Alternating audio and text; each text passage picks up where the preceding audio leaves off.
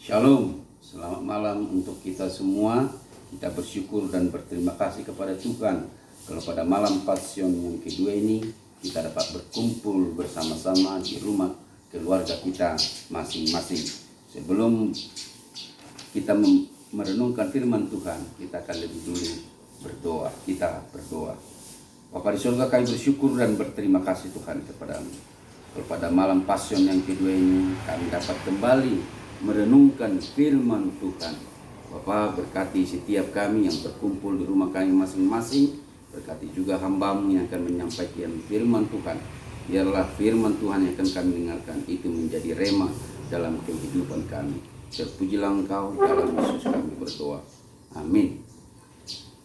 Bapak, Ibu, dan Saudara Tuhan, tema kita pada malam Pasion yang kedua ini yaitu makna 7 ucapan doa Yesus di kayu salib bagi umat Kristen.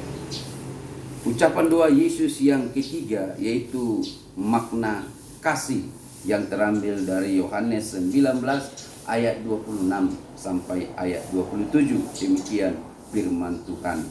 Ketika Yesus melihat ibunya dan murid yang dikasihinya di sampingnya, berkatalah ia kepada ibunya, "Ibu, inilah anakmu." Ayat yang ke-27, kemudian katanya kepada murid-muridnya, "Inilah ibumu." Dan sejak saat itu, murid itu menerima dia di dalam rumahnya. Pada malam Pasion yang pertama, kita telah mendengarkan renungan tentang doa Yesus yang pertama dan yang kedua. Dan pada malam Pasion yang kedua ini, kita akan merenungkan perkataan doa yang ketiga dan yang keempat di kayu salib waktu Yesus disalibkan. Dalam Yohanes 19 ayat 26 sampai 27 yaitu makna kasih. Yesus mengatakan kepada murid-muridnya, "Inilah ibumu."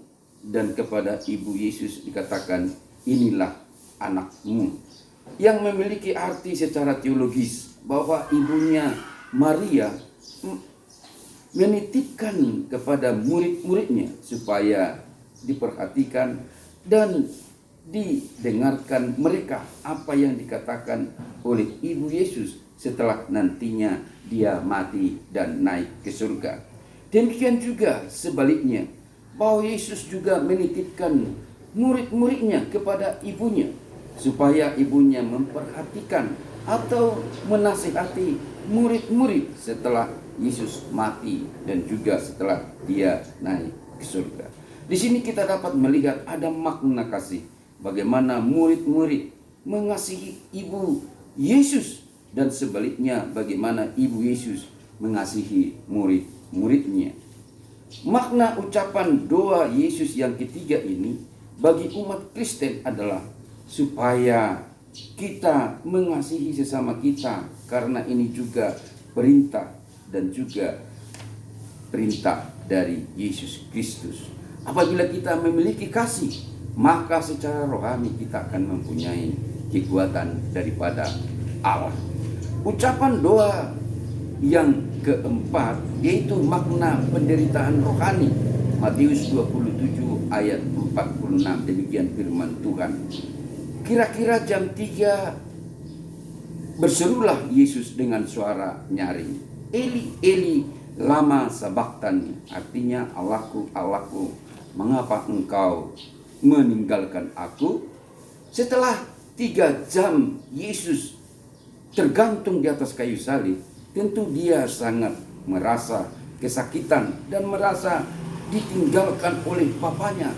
Itulah sebabnya Yesus menyerukan hal ini. Memang sejak awal Allah telah merenungkan tentang penderitaan Yesus di kayu salib demi keselamatan umat manusia, supaya melalui pengorbanan Yesus di kayu salib umat manusia mempunyai penebusan atau keselamatan oleh Allah.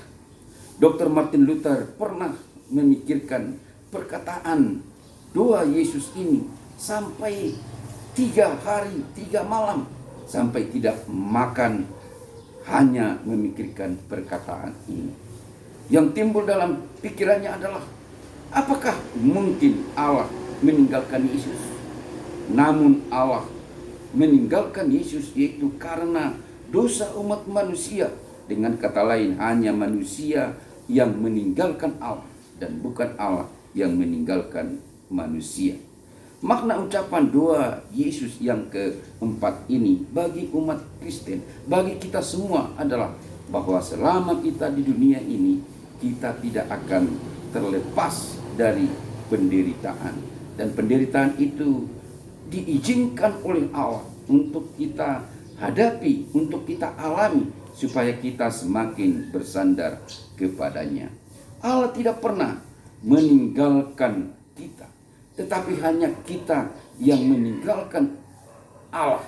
Oleh karena itu, marilah kita selalu mendekatkan diri kepada Allah, supaya kita mampu untuk menghadapi persoalan penderitaan demi kemuliaannya dan keselamatan jiwa kita. Amin. Shalom untuk kita semua. Mari kita berdoa. Bapa di surga, kami bersyukur dan berterima kasih Tuhan untuk firman Tuhan yang kami dengarkan. Biarlah firman Tuhan ini menjadi rema dalam kehidupan kami, menjadi perlindungan bagi kami, bahkan dapat kami aplikasikan di dalam kehidupan kami masing-masing. Bapa di surga, berikan kekuatan kepada kami untuk terus-menerus mengalami persoalan yang kami hadapi secara khusus, yaitu persoalan virus corona pada saat ini. Biarlah Tuhan yang menguatkan kami, menolong kami, sehingga kami dapat terlepas dari persoalan ini. Terima kasih Tuhan, terpujilah Engkau. Dalam Yesus Kristus kami berdoa, bersyukur, dan berterima kasih kepada Bapa di surga. Amin. Marilah kita menerima berkat yang daripada Tuhan. Maka anugerah dari Tuhan kita Yesus Kristus, pengasihan daripada Allah Bapa, nah persekutuan daripada Roh Kudus, itulah yang menyertai kita, itulah yang memberkati kita, itulah yang menopang kita mulai malam hari ini, besok sampai Maranatha. Amin.